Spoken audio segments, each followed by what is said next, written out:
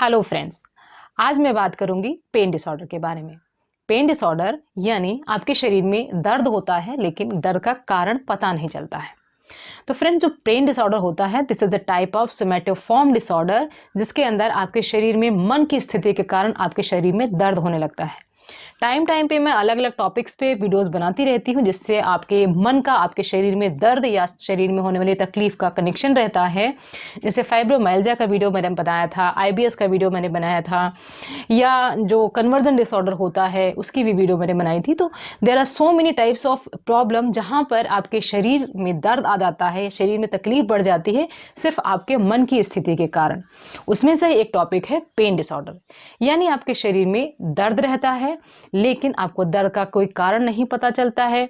आप अलग अलग डॉक्टर्स के पास जाते रहते हैं, कभी आप ऑर्थो डॉक्टर के पास जाते हैं, कभी न्यूरो के पास जाते हैं, कभी इस डॉक्टर के पास, कभी उस डॉक्टर के पास, हर तरह के इन्वेस्टिगेशंस कराते हैं लेकिन रिपोर्ट में कुछ नहीं आता है। या अगर रिपोर्ट में कभी कुछ आता भी है तो जो आपको दर्द हो रहा होता है उसको एक्सप्लेन नहीं कर पाता। जैसे कि अगर आपके टेस्ट में कुछ निकल के आता है कि आपको पेट में कहीं दिक्कत है या आपकी ओवरीज में कहीं दिक्कत है, लेकिन आपको दर्द आपके सिर में रहता है, तो इस तरह से इनका कोई रिलेशन आपस में नहीं बन पाता है।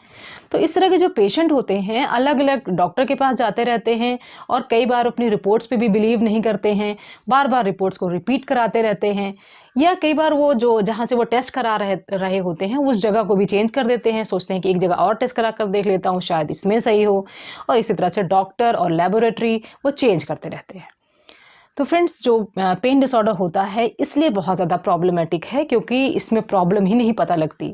अगर प्रॉब्लम यानी बीमारी पता लग जाए, कारण पता लग जाए, तो उसका इलाज लिया जा सकता है। इसीलिए इस तरह के जो पेशेंट होते हैं जिनको पेन डिसऑर्डर की प्रॉब्लम होती है, उनका मनी, उनका पीस और उनका टाइम सब कुछ वेस्ट हो रहा होता है। साथ के साथ जो पेशेंट है और उसकी फैमिली है वो सब फ्रस्ट्रेट हो रहे होते हैं। तो इसीलिए ये जो टॉपिक है आप सबके लिए बहुत इंपॉर्टेंट है। अगर आपके शरीर में किसी भी पार्ट का दर्द, चाहे वो दर्द लगातार रहता हो, चाहे कभी कभार आ जाता हो, लेकिन आपको पता नहीं चलता हो कि मुझे दर्द क्यों रहता है, तो उसी के टॉपिक के बारे में हम इस वीडियो में बात करेंगे। तो फ्रेंड्स, जो पेन डिसऑर्डर होता है अगर इसको हम समझने की कोशिश करें तो मोस्टली ये पेन डिसऑर्डर फीमेल्स में होता है या ऐसे लोगों में होता है जो लोग अपने इमोशंस को एक्सप्रेस नहीं कर पा रहे होते हैं, जिनके अंदर इस इमोशंस को अंदर अंदर रखने की मजबूरी रहती है, या कोई ऐसा नहीं होता है जिसके साथ वो चीज़ें एक्सप्रेस कर पाएँ, या जिनको एक ही रूटीन में रहना पड़ता है, रोज़ के रोज़ वो उसी रूटीन में रहते हैं और उससे कोई चेंज नहीं मिलता है। तो जब उनको ये दर्द होता है एग्जैक्टली तब उनको उस चेंज से एक छुट्टी मिल जाती, उस चेंज का एक ऑप्शन मिल जाता है, तब वो उनको थोड़ा सा बेटर फील होता है। पर्टिकुलरली ऐसा देखा जाता है कि जो लोग बहुत ज़्यादा अपनी लाइफ में परेशान हो चुके होते हैं, आइदर कि वो सेम रूटीन फॉलो कर रहे हैं और they don't have anyone to share their feelings with, so उनको ये प्रॉब्लम ज़्यादा होती है। तो हमें दर्द कब होता है? हमें दर्द तब होता है जब हमारे शरीर में कहीं पे चोट लग जाती है और तुरंत को तुरंत सिग्नल ब्रेन को जाता है और ब्रेन हमें पेन को फील करने देता है। लेकिन पेन डिसऑर्डर में क्या होता है, इसको डिजीज़ नहीं बोलते हैं, इसको डिसऑर्डर बोलते हैं, क्योंकि ये एक डिजीज़ नहीं है, ये सिर्फ वेरिएंस है, आपके जो ऑर्डर से हट करके है। तो पेन डिसऑर्डर में होता है कि जब आपको चोट नहीं भी लगी है तभी भी आपका जो बॉडी पार्ट है आपके ब्रेन को फॉल्स सिग्नल भेजता है। वो गलत सिग्नल आपका ब्रेन रीड करता है और आपको पेन वाली फीलिंग आती है।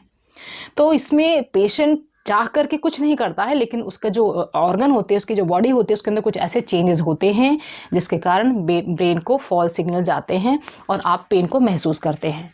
ये जो पेन होता है बहुत सिवियर हो सकता है, कई बार पेशेंट को एक अनकॉन्शियस जैसा भी फील आ सकता है, इतना सिवियर पेन होता है लेकिन कारण नहीं होता है। सब लोग कंफ्यूज रहते हैं कि आखिर इसका कारण क्या हो सकता है।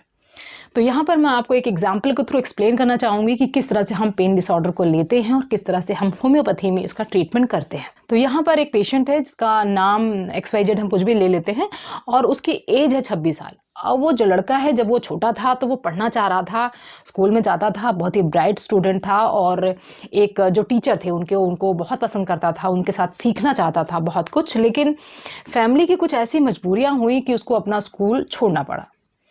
अब स्कूल छोड़ने के बाद उसको वहाँ पर काम करना पड़ा जहाँ पर वो काम बिल्कुल नहीं करना चाहता था। मतलब उसके पिताजी एक फैक्ट्री में काम करते थे और उनके पिताजी के डेथ के बाद वो फैक्ट्री में काम उसको मिल गया। अब वो वहाँ पर काम करने लगा, वो उसकी बहुत बड़ी मजबूरी बन गई क्योंकि वो फैमिली में बड़ा था।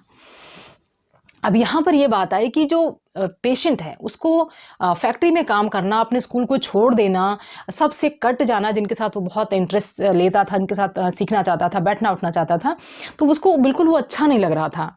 तो लेकिन वो उस चीज़ से एक स्केप नहीं मिल रहा था उसको। तो इस तरह से इसमें क्या हुआ कि पेशेंट को एक बार चोट लग गई और उसको पेन होने लग गया, बैक एक होने लग गया। चोट मतलब गिर गया होगा तो उसको चोट लगी होगी। तब उसमें उसके बाद क्या हुआ कि उसको रेस्ट मिल गया कुछ दिन के लिए, फैक्ट्री नहीं जाना हुआ और वो बहुत बेटर फील कर रहा था। अब उसके बाद जब भी उसको फैक्ट्री जाने के लिए ऑप्शन आता कि हाँ ठीक है आपसे जाने वाले हो, तो उसको वो पेन शुरू हो जाता। मतलब वो चीज़ जो चीज़ करना नहीं चाहता था उसको अगर उसके अगेंस्ट करना पड़ रहा था तो उसको दर्द शुरू हो रहा था। तो इस तरह से उसने पेन डिसऑर्डर, यानी पेन उसको तब हो रहा था जब वो अपने विश के अगेंस्ट, अपने इमोशंस के अगेंस्ट कुछ करना चाह रहा था। तो इस तरह से उसको पेन डिसऑर्डर हुआ और उसको कोई कारण नहीं हुआ। इवन बैकएक के लिए फिर से ट्रीटमेंट लिया गया, ऑर्थो डॉक्टर को भी दिखाया, अलग अलग स्पेशलिस्ट को दिखाया, कोई भी कारण नहीं निकल के आ रहा था बैकएक का, लेकिन उसको बैकएक होता ही था। तो ये इस तरह से हम समझ सकते हैं कि पेन डिसऑर्डर। तो फ्रेंड, जो पेन डिसऑर्डर होता है वो मोस्टली चेस्ट पेन या सिर के दर्द की तरह आता है। सिर के दर्द में माइग्रेन लाइक पेन हो सकता है, उल्टी मछली जैसा फीलिंग आ सकता है, और साथ के साथ चेस्ट पेन हो सकता है, जैसे एंजाइना का पेन होता है उस तरह का भी दर्द उठ सकता है। एक दूसरा केस है, इसमें एक फीमेल है जो न्यूली मैरिड है और शादी के बाद से ही उसको चेस्ट पेन होने शुरू हो गए। इन्वेस्टिगेशन जब कराए गए तो ओवेरियन सिस्ट निकल कर के आया, लेकिन ओवेरियन सिस्ट का जो साइज़ था और जो उसके सिम्टम्स थे कुछ भी चेस्ट पेन के साथ मैच नहीं करते थे। महीने में कम से कम 3 से 4 बार उसको सिवियर अटैक आता था, सिवियर पेन होता था और उस पेन के कारण उसके पूरे दिन का रूटीन चेंज हो जाता था। जो रोज़ सुबह उठने के बाद पूरे काम वगैरह करना पड़ता था, सब कुछ देखभाल करना रहता था, उस चेंज ऑफ लाइफ को वो लड़की पसंद नहीं कर रही थी, क्योंकि उसको शादी से पहले का माहौल बेटर लग रहा था और शादी से बाद का जो ये एक रूटीन सा बन गया था उसको वो पसंद नहीं आ रहा था। तो जब भी उसको चेस्ट पेन होता था तो पूरे दिन की उसको रिलैक्स हो जाता था, पूरे दिन की छुट्टी हो जाती थी। तो इस तरह से भी उसको चेस्ट पेन का जो फॉल्स अटैक आता था वो उसको होने लगा। ऑल्दो इसमें पेशेंट का कोई रोल नहीं है, लेकिन उसका ब्रेन उसको फॉल्स सिग्नल दे रहा था और उसके कारण उसको चेस्ट पेन हो रहा था। तो इस तरह से जो पेन डिसऑर्डर होता है आपके इमोशंस को एक आउटलेट देने के लिए होता है, आपके इमोशंस जो भरते रहते हैं उसको बाहर निकालने के लिए होता है। तो इस तरह से आपको फॉल्स पेन ज़रूर हो सकते हैं आपके शरीर में, लेकिन उसके पीछे कोई बड़ा कारण नहीं होता है। लेकिन कई बार एजुकेशन की कमी के कारण लोग चेस्ट पेन, हेडेक और क्रॉनिक जो पेन्स होते हैं बॉडी में, मस्कुलर पेन हो रहा है, तो उसके लिए बहुत तरह के टेस्ट कराते रहते हैं और भटकते रहते हैं और बहुत सारा टाइम अपना वेस्ट कर लेते हैं। तो फ्रेंड्स, ये जो टॉपिक है मैंने इसलिए चुना क्योंकि आप सबको पता चल पाए कि पेन डिसऑर्डर यानी बिना किसी कारण के भी आपको शरीर में दर्द हो सकता है। अब हम जानते हैं कि इसको हम समझ कैसे सकते हैं, इसको हम मैनेज कैसे कर सकते हैं। सबसे इम्पॉर्टेंट चीज़ है कि अपनी लाइफस्टाइल को बेटर करना है। ज़रूर किसी न किसी से आपको मिलते जुलते रहना है, सोशलाइज होना है, थोड़ा सा बात अपने आप को एक्सप्रेस करना है। कोई भी हो सकता है, आप फ़ोन पे बात कर सकते हैं, आप मिल करके किसी से बात कर सकते हैं। अपने इमोशनल जो बिल्डअप होता है उसको निकालते रहना है टाइम टू टाइम, और साथ के साथ जो भी आपके अंदर जो फीलिंग्स आ रही होती हैं उसको भी एक्सप्रेस करते रहना होता है। अगर हम बात करें होम्योपैथिक ट्रीटमेंट की, तो अगर एलोपैथिक ट्रीटमेंट की बात करें तो उसमें पहले तो आपको कुछ इंपॉर्टेंट, क्योंकि इसमें कोई सिम्टम्स, कोई कारण नहीं पता लग रहे होते हैं, तो सिर्फ आपको पेन किलर्स दिए जाते हैं। बट समटाइम्स उसमें पेन किलर्स भी काम नहीं करते हैं। तो धीरे धीरे जब आप डॉक्टर के पास बार बार जाते रहेंगे तो आपको किसी न किसी तरह के वो सीडेटिव्स देने लग जाएंगे, या फिर आपको किसी भी तरह की जो दूसरी दवाइयाँ होती हैं जिसको आपको छोड़ना मुश्किल हो जाता है, उस तरह की आपको दवाइयाँ लेनी पड़ सकती हैं। लेकिन होम्योपैथी में जब हम किसी पेशेंट से बात करते हैं तो उसका पूरा सिम्टम्स लेते हैं, क्योंकि होम्योपैथी में मानसिक सिम्टम्स यानी मेंटल स्टेट पेशेंट का क्या है वो बहुत मैटर करता है। हम जब भी पेशेंट से कंसल्टेशन लेते हैं तो कम से कम 10-15 मिनट का टाइम उसको सिर्फ मेंटल स्थिति समझने के लिए देते हैं, जब हम उससे पहली बार बात कर रहे होते हैं। तो पेशेंट की मानसिक स्थिति समझना बहुत ज़्यादा ज़रूरी होता है।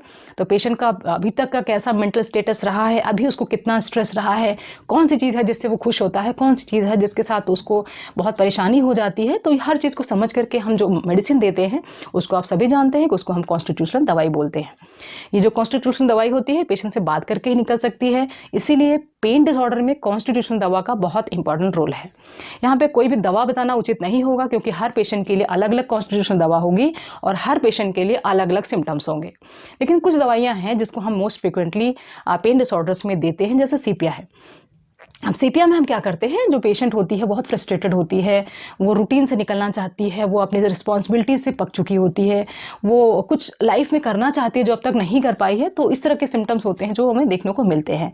नेट्रम्यूर होता है, नेट्रम्यूर डिसअपॉइंटमेंट वाली लेडी होती है, वो उसको अलग अलग तरह के एक्सपीरियंस हो चुके होते हैं, लाइफ में धोखा हो चुका होता है, बहुत ज़्यादा स्केप्टिकल होती है, वो किसी पर विश्वास नहीं करती है, तो इस तरह के सिम्टम्स हम नेट्रम्यूर में देखते हैं। इसी तरह से अलग अलग मेडिसिन अलग अलग सिम्टम्स पे दी जाती हैं। अगर हम बात करें पेन डिसऑर्डर में पर्टिकुलरली एक स्पेसिफिक दवाई आप क्या ले सकते हैं, तो वहाँ पर ले सकते हैं आप विदानिया सोमनीफेरा और पैसिफ्लोरा का मदर टिंचर। हमारे जितने भी पेशेंट्स होते हैं वहाँ पर उनको कॉन्स्टिट्यूशनल दवा के साथ इस कॉम्बिनेशन को हम देते हैं तो बहुत बेटर वो फील करते हैं, क्योंकि इनका तो ना तो कोई एडिक्शन होता है, ना तो कोई साइड इफ़ेक्ट्स होते हैं और बहुत ज़्यादा इकोनॉमिक होते हैं। दवाइयों को छोड़ने के बाद भी आपको फिर से इसको लेने की अर्ज नहीं होती है, तो बहुत ही ज़्यादा काम की दवा होती है पेन डिसऑर्डर में। इसमें नींद बहुत अच्छी आती है, आपके सीरोटोनिन जो कि एक हैप्पी हार्मोन होता है, एक न्यूरोट्रांसमीटर होता है, उसके लेवल्स को भी बढ़ाती है। क्योंकि जब हम सैड होते हैं तो हमारा सीरोटोनिन नीचे होता है, हमें हर छोटी बात बुरी लग जाती है, छोटे से दर्द में ज़्यादा तकलीफ होती है, तो सीरोटोनिन के लेवल्स को भी बढ़ाने के लिए दवा अच्छी होती है। क्योंकि जिनके अंदर पेन डिसऑर्डर होता है उनके अंदर सीरोटोनिन के लेवल्स भी बहुत कम होते हैं, उसको रेज करने के लिए भी बहुत इंपॉर्टेंट है। तो फ्रेंड्स, ये सारी डिस्क्रिप्शन थी पेन डिसऑर्डर के बारे में और उसको होम्योपैथिकली हम कैसे ट्रीट करते हैं। अगर आप मुझसे बात करना चाहते हैं तो कॉल मी फॉर ऐप का यूज़ कर सकते हैं, जिसकी बाकी की डिटेल्स आपको डिस्क्रिप्शन में मिल जाएंगी। अगर आप मुझसे पर्सनल कंसल्टेशन लेना चाहते हैं, चाहे तो आप CBT लेना चाहते हैं, कॉग्निटिव बिहेवियर थेरेपी, जो कि पेन डिसऑर्डर के लिए बहुत ही ज़्यादा रिकमेंडेड है, क्योंकि मैं एक क्लिनिकल साइकोलॉजिस्ट भी हूँ, तो आप मुझसे डायरेक्टली कंसल्टेशन ले सकते हैं और काउंसलिंग करवा सकते हैं। अदरवाइज अपना कॉन्स्टिट्यूशनल अगर ट्रीटमेंट आपको लेना है तो क्लिनिक के व्हाट्सएप नंबर 70179940 पर व्हाट्सएप करके अपना स्लॉट बुक कर सकते हैं। फ्रेंड्स, अगर आप मेरा चैनल पहली बार देख रहे हैं तो वीडियो को लाइक ज़रूर करें और अपने फ्रेंड्स और फैमिली या किसी को आपको जानते हो जिसको ये परेशानी हो, उनके साथ भी ये वीडियो शेयर कर सकते हैं। और नोटिफिकेशन आइकन को प्रेस करना बिल्कुल नहीं भूलें, क्योंकि इसको प्रेस करके आपको जैसे ही कोई वीडियो की पब्लिकेशन होती है आपको नोटिफिकेशन मिल पाएगी। Wishing you very good health. Thanks for watching.